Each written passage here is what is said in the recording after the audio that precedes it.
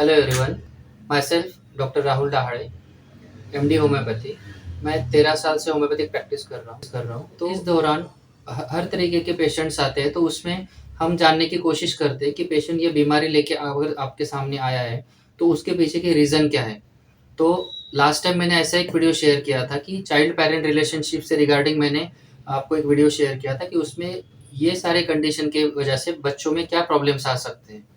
तो ऐसे ही एक मैं अलग टॉपिक पे आज बात करने वाला हूँ कि बच्चों और पेरेंट्स के रिलेशनशिप में जो थोड़ा सा प्रॉब्लम होता है कुछ एक्सपेक्टेशन की वजह से, उससे बच्चे कैसे सफ़र होते हैं। तो मेरे पास कुछ दिनों पहले कुछ केसेस आए थे।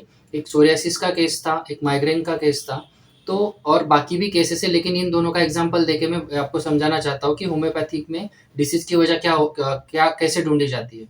तो जो बच्चा माइग्रेन या सोरियासिस लेके आए थे, वो पेरेंट्स का बोलना था कि ये बच्चा बहुत अच्छा बिहेव करता है, ये बहुत स्टूडियस है, बहुत अच्छे से पढ़ाई करता है, बहुत उसको पढ़ाई का बहुत शौक है, ये बहुत स्कूल का जो भी उसका कंप्लीशन का है, वो सब एक रिकॉर्ड अप टू डेट रखता है। मतलब एकदम वेल बिहेव्ड बच्चा रहता है ये। और ये पेरेंट्स ऐसा भी बोले थे कि ये बच्चा कोई डिमांड भी नहीं करता है, बहुत मैच्योर फील बिहेव करता है। बाकी इसके एज के बच्चे बहुत डिमांड करते हैं, ये चाहिए, वो चाहिए। लेकिन ये बच्चा ये भी नहीं माँगता है, हमारे पास कोई एक ज़्यादा एक्सपेक्टेशन भी नहीं रखता है। लेकिन जब मैंने इन बच्चों को पूछा अगर इतना आपको सब अच्छा चीज़ है, तो आपको प्रॉब्लम की क्या वजह है? तो जब मैंने उनसे बात करना शुरू किया ना, तो ये बच्चों का पेरेंट्स जो रहते हैं, कोई मतलब मम्मी हो या पापा हो या उनको जो गार्ड कर रहा है, वो जो भी कुछ पेरेंट्स हैं इनके घर में, वो बहुत ज़्यादा डोमिनेटिंग रहते हैं। तो इनका डोमिनेशन इस तरीके से रहता है कि बच्चे उनका खुद का जो फीलिंग्स रहता है ना, उनको खुद के शेयर ही नहीं कर पाते इन लोगों से।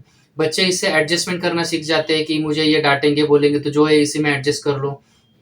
या पेरेंट्स का ये रहता है, ये पेरेंट्स का ये प्रॉब्लम था कि बच्चे को अगर 80% मिले ना, तो अगर फर्स्ट 85 का है तो तुझे 85 क्यों नहीं मिले? अगर इसने नेक्स्ट टाइम पढ़ाई करने की कोशिश ज़्यादा किया और 85 भी मिला है, तो भी इनका बोलना रहता है कि तुझे 85 नहीं, तुझे 90 क्यों नहीं मिले?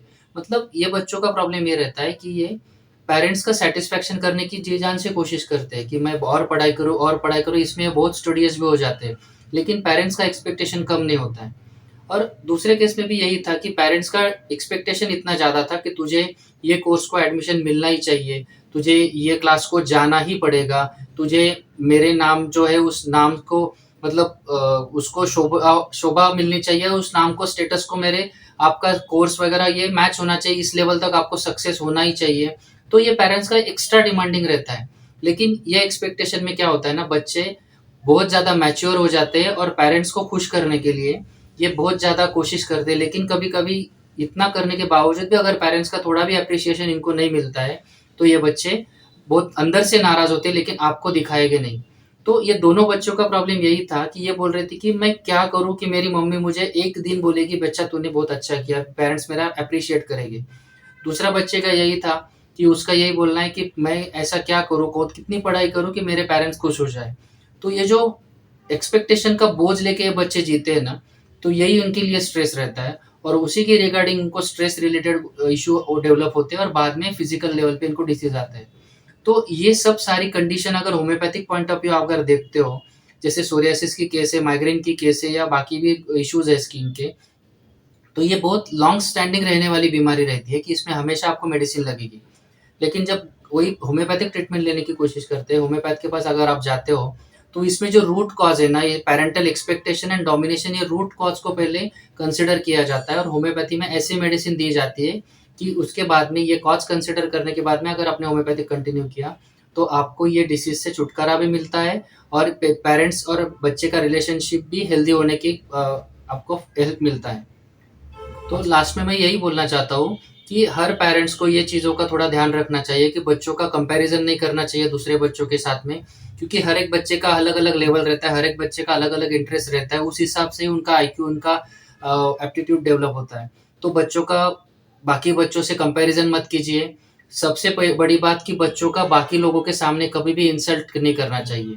तो आपको जो भी उनमें खामियाँ लग रही है, जो पर्सनली उनको प्राइवेट में बताइए कि ये गलत था, ये आपको सही करना है। लेकिन आप अगर सब लोगों के सामने अगर ये चीज़ें बोलते हो, बच्चों का इंसल्ट करते हो, तो बच्चों में भी एक गिल्ट डेवलप होता है और इंफीरियरिटी कॉम्प्लेक्स डेवलप होता है, उनका कॉन्फिडेंस भी डेवलप नहीं होता है।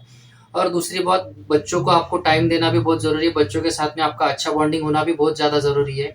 बच्चे आपके साथ में फ्रेंडली रहने चाहिए। जो भी गलती किया है बच्चों ने आपको खुल के बताना चाहिए। इस हद तक आपका बॉन्डिंग बच्चों से चाहिए। तो यही बोलना चाहूँगा कि आपके बच्चे, हर एक के बच्चे अच्छे होते हैं। आपका एक्सपेक्टेशन और बच्चे का एबिलिटी, इन दोनों को मैच कीजिए। बच्चों से ज़रूरत से ज़्यादा एक्सपेक्टेशन मत कीजिए, और जो बच्चे कर रहे हैं उनको थोड़ा एप्रिशिएट करो। बच्चे आपके हेल्दी और मेंटली भी हेल्दी रहेंगे और फिजिकली भी हेल्दी रहेंगे। Thank you.